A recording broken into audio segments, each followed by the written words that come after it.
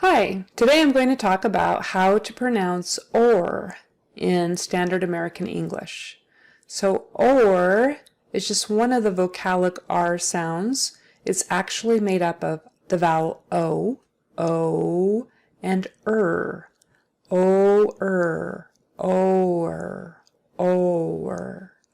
So if you don't know how to say that will be another episode. Or can be tricky if you're not a native English speaker because we kind of hold out our R sounds a little longer than you might be used to. You might be tempted to say something like but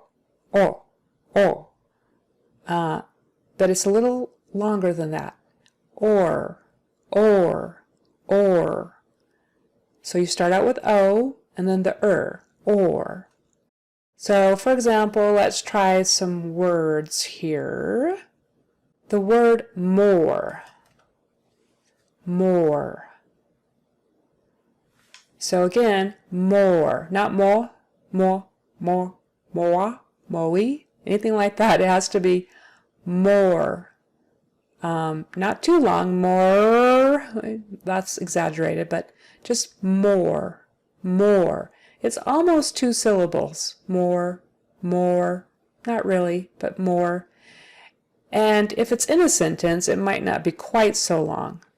For instance, if my sentence is, can I have some more?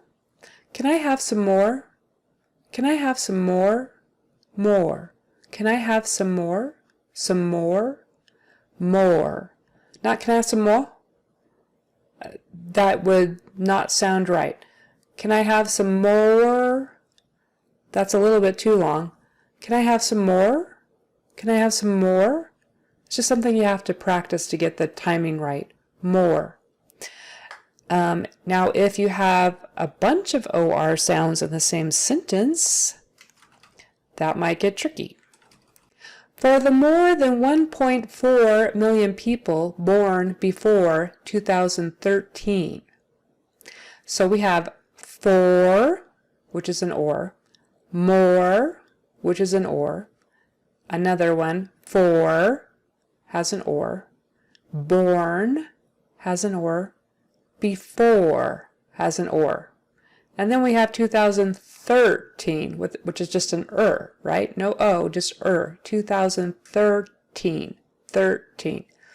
So, for the more than, let me try that again. For the more than 1.4 million people born before 2013.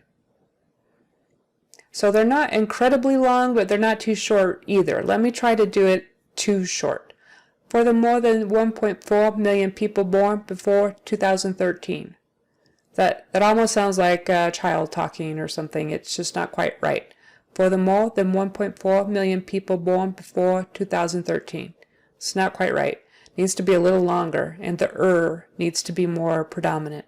For the more than 1.4 million people born before 2013. And let me try to say this more naturally now. For the more than 1.4 million people born before 2013, blah, blah, blah, blah, blah, blah, blah. I think I was still exaggerating. Let me try to just say it normally.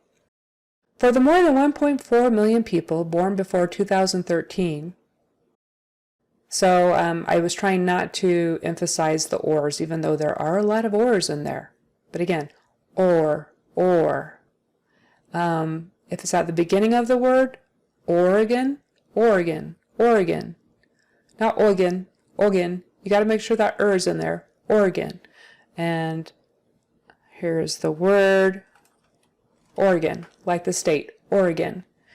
You might have the body part or the musical instrument, organ.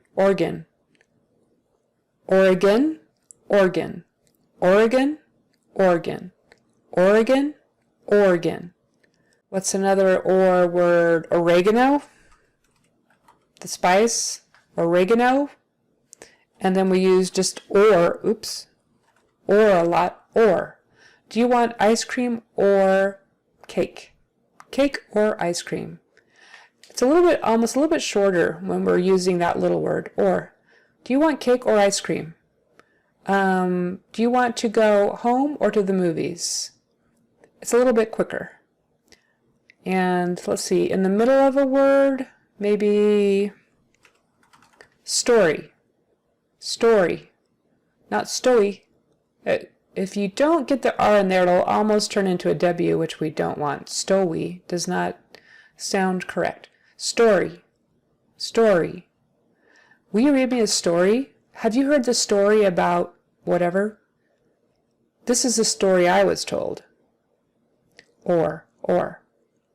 Okay, so that is our focus on or for today.